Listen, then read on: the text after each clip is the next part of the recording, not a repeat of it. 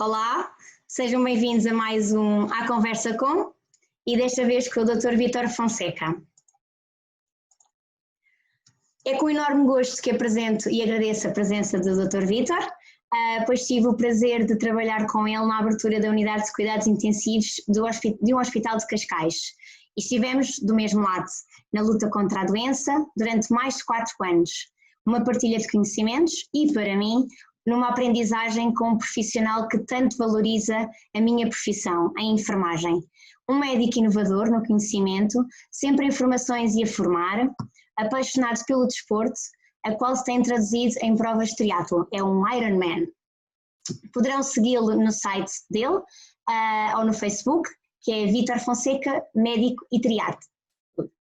Um currículo invejável, do qual vou salientar que é coordenador da unidade de pneumologia do Hospital Dr. José de Almeida em Cascais, coordenador da pneumologia do Hospital CUF Cascais e com mestrado em Medicina do Sono.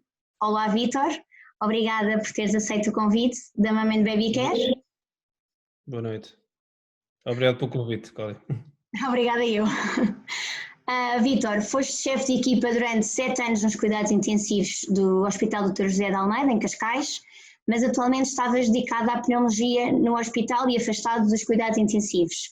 Tendo em conta toda esta situação epidemiológica atual, tiveste que regressar à linha da frente para os cuidados intensivos e a minha primeira questão que te coloco é como foi regressar aos cuidados intensivos, que encontramos os doentes na linha da vida e da morte, numa altura tão delicada e vulnerável, até mesmo para os profissionais de saúde? Bem, foi muito desafiante. Tinha sido os cuidados intensivos há menos de um ano, saí em julho de 2019. Na altura, para assumir funções na pneumologia ou como coordenador full-time na pneumologia do Hospital de Cascais, que na altura foi um grande desafio, numa posição em que já estava quase, já era o segundo da linha da unidade de cuidados intensivos, em que teria já também funções muito importantes na própria unidade. Foi muito desafiante voltar para lá, ainda por cima nesta altura pandémica, uma vez que envolvia aqui muitas emoções, com uma equipa que eu conhecia muito bem, com uma equipa com a qual trabalhei durante muitos anos, a nível de enfermagem, a nível de auxiliares, a nível de colegas. Ainda por cima voltei para uma chefia de equipa novamente, porque devido ao déficit de profissionais tive que voltar para uma chefia de equipa em conjugação com outro colega.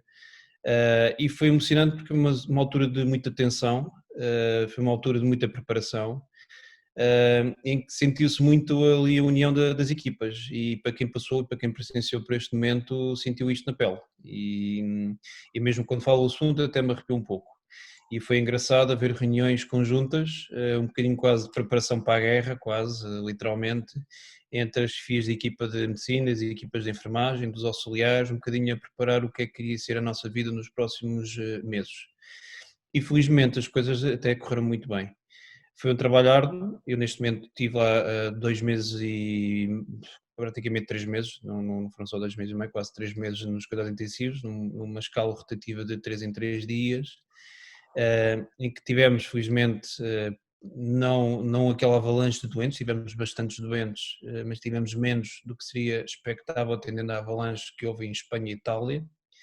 Mas ainda durante este período de 3 meses acabei por ajudar a tratar cerca de 20 doentes de cuidados intensivos com Covid-19 no Hospital de Cascais, e entretanto, quando houve a redução depois do número de casos e o desconfinamento inicial, voltei às minhas funções de chefia de pneumologia, e ainda pior, assumi depois a coordenação da abertura de um ambulatório no Hospital de Cascais, que deu-me se calhar igual ou ainda mais trabalho que tinha tido quando fui para os cuidados intensivos.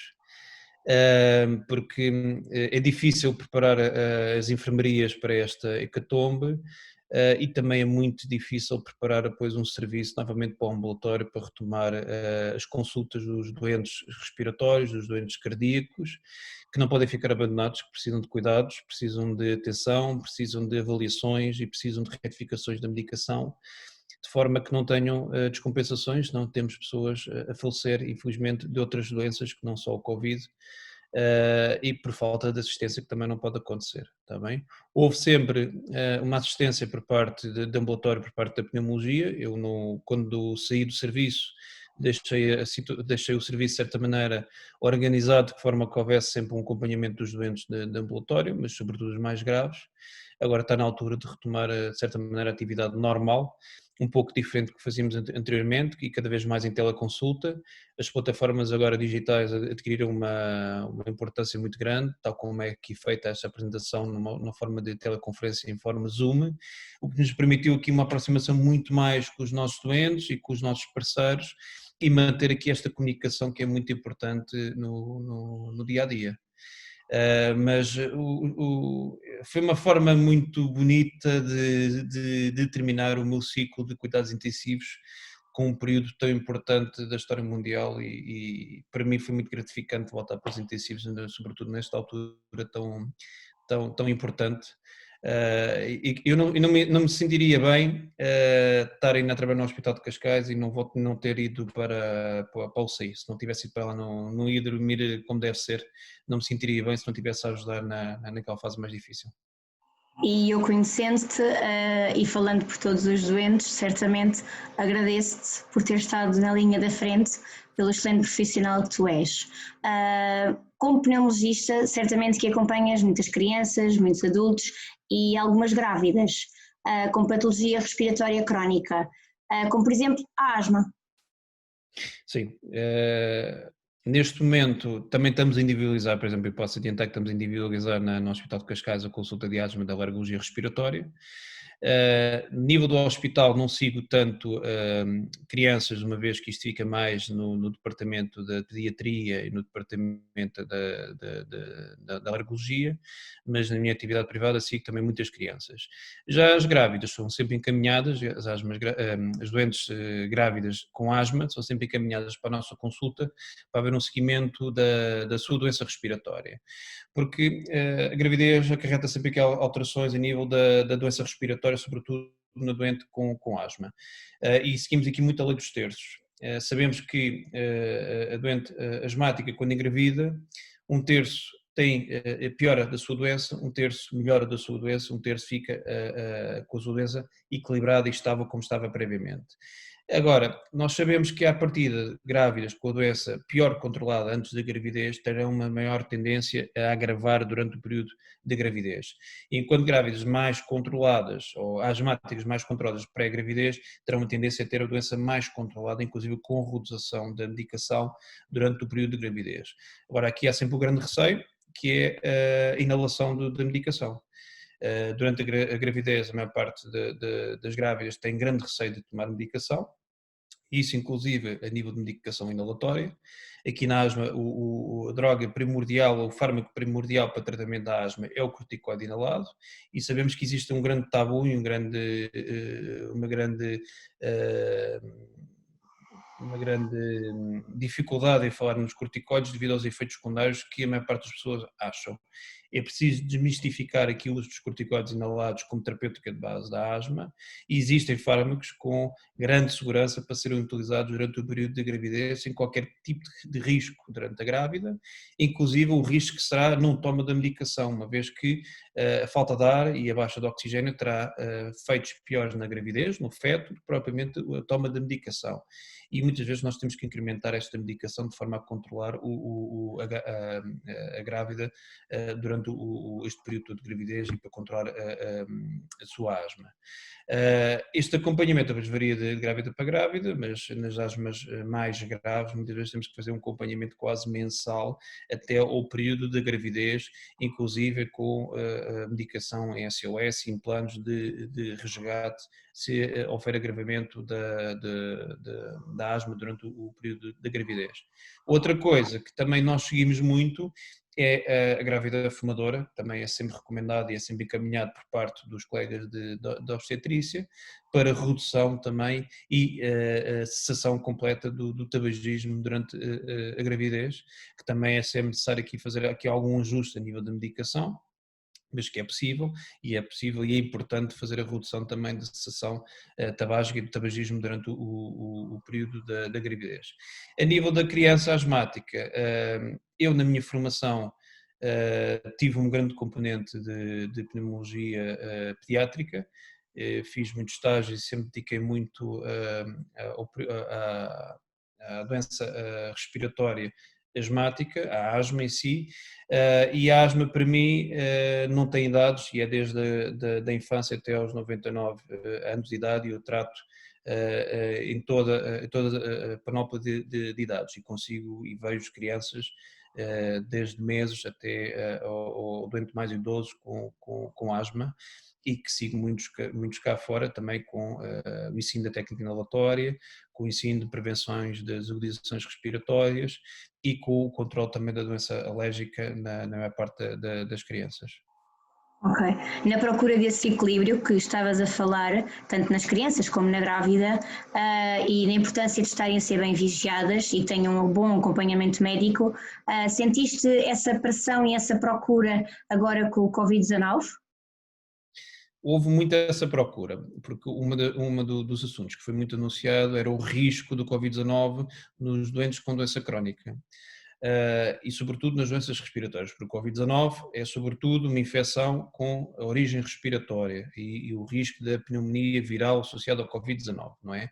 Sabemos que nem todos os doentes vão ter uma apresentação grave, apenas 10% vão necessitar de internamento, e desses internados, só outros 10% é que vão ter uma apresentação muito mais grave com necessidade de cuidados intensivos. Sabemos que doentes com uma patologia respiratória têm maior probabilidade de ter infecção ao Covid-19 ou uma evolução mais grave. Agora, isto também varia consoante a gravidade da patologia de base. Não é? Doentes com patologia respiratória de base, seja uma doença pulmonar obstrutiva crónica, seja uma asma, quanto mais grave for essa asma, maior a probabilidade de uma agudização ou de uma evolução mais grave do Covid-19. Sabemos, e foi um dos alertas logo pela Associação Portuguesa de Asmáticos e pela Sociedade Portuguesa de Pneumologia, pela Sociedade Portuguesa de Imunologia, um dos alertas que logo foi lançado é: tenha a sua asma controlada, que o risco fica igual de uma pessoa perfeitamente normal, está bem? O melhor exemplo que eu dou, e isto é algo que eu digo abertamente nas redes e digo abertamente no público, eu, além de médico, sou asmático desde os meus 2 anos de idade. E isso não me impediu de ir para os cuidados intensivos tratar na linha da frente com doentes com Covid-19. Tendo a minha doença perfeitamente controlada, tendo a minha doença perfeitamente estabilizada, não tenho propriamente um risco acrescido, tenho que ter alguns cuidados como qualquer pessoa que não tenha asma a nível de controle de infecção, tenho que ter os meus cuidados de forma a não ter aqui um risco de infecção e que não haja aqui um agravamento. Agora, claro que tenho que estar atento aqui a sintomas de agravamento da asma, um incremento da tosse, incremento da dificuldade respiratória, aperto torácico, que poderão ser aqui alguns sinais que a minha doença está a ficar mais descontrolada. Agora, tenho perfeito controle e consigo fazer uma atividade perfeitamente normal. Claro que há asmas mais graves, bronquites crónicas mais graves, tem que ter realmente aqui um resguardo e uma prevenção maior e evitar a exposição e a etiqueta respiratória de forma a evitar aqui uma infecção. Isto é tudo uma questão de bom senso, está bem? E havendo um controle, na maior parte dos doentes portugueses, havendo um bom controle da doença respiratória de base, não há um risco acrescido, está bem? Ok, isso também é bom eu saber, não é? Como também sou asmática, como sabes, portanto, se estiver controlada, que nunca estou, posso estar na linha da frente também. Uma última questão, queria te perguntar: existem diferenças nos sinais e nos sintomas iniciais nas crianças em comparação com os adultos no diagnóstico do Covid-19? Têm verificado isso? Assim, a nível da literatura internacional e nacional, do que nós sabemos, a apresentação inicial do Covid-19 não deixa de ser, a nível da criança, não deixa de ser uma apresentação de uma infecção viral, tal como acontece do adulto. E apresenta-se, tal como no adulto, sobretudo com um quadro febril persistente de difícil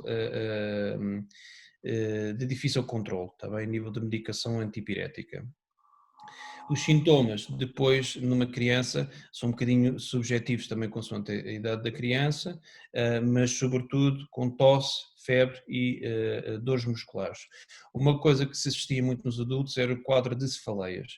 Agora, o que nós constatamos aqui um bocadinho, e transpondo também o que tivemos a nível dos adultos, e também vou um bocadinho também que houve nas crianças, nos adultos, nós não tivemos propriamente quadros de apresentação completamente idênticos, ou como passou-se em Itália, ou como se passou-se em Espanha, ou como se passou na China. De certa maneira foram diferentes.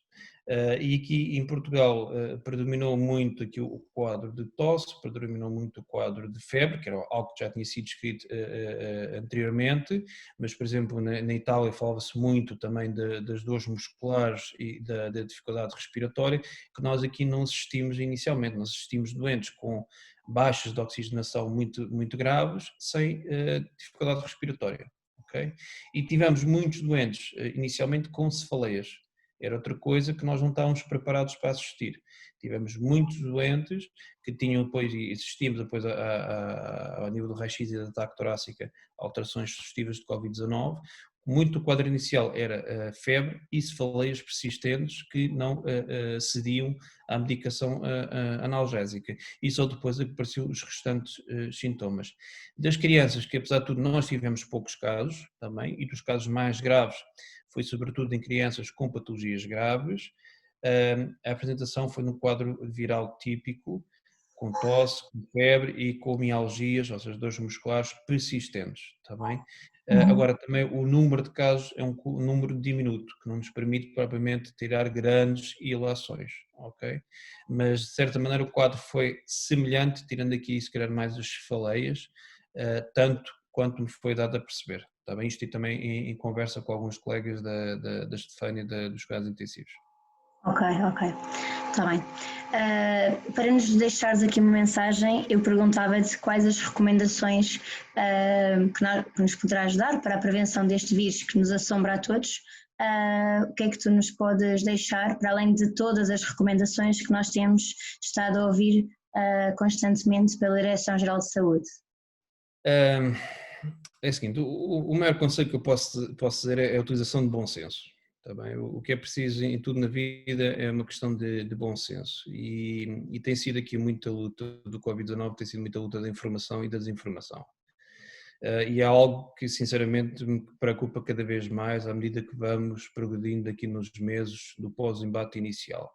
Inicialmente tivemos um período de grande receio, de grande alarmismo, muitos de nós não estávamos à espera desta onda que atingiu a Europa, eu inclusive não estava à espera do número de casos que tivemos, mas as coisas desenrolaram-se rapidamente, nos preparámos para isto. Agora, existe aqui muita desinformação de utilização de mesinhas para prevenir a infecção, de drogas ou tipo de medicação que possam prevenir a infecção, e existem inclusive as teorias do embuste e do engano, que isto não existe e que é tudo um faz de conta para justificar aqui dinheiros. Mas isto parece quase anedótico, mas isto é publicado nos mídias nacionais, isto foi publicado. Isso me é permitido aqui dizer, isto foi publicado, ainda hoje vi aqui publicado no Observador uma opinião novamente sobre, um artigo de opinião sobre esse assunto, e que isto é tudo uma farsa e que não faz sentido absolutamente nenhum de alguém da minha área médica, pronto. Andando a ser enganados. E temos aqui completamente opiniões dispares, que não faz absolutamente sentido nenhum, e um dos problemas do desconfinamento que estamos a ter agora e do número de casos infectados tem a ver com isso. Toda a gente acha que isto já passou. Foi um alarmismo demasiado, porque a primeira onda, felizmente, nós conseguimos atenuar devido às medidas que tivemos, e toda a gente acha que foi tudo um exagero, e alguns dos mídias também passam isto, agora já podemos desconfinar, já podemos voltar à vida normal. Não podemos voltar à vida normal. Podemos retomar a nossa atividade quase normal, mas com regras de etiqueta respiratória.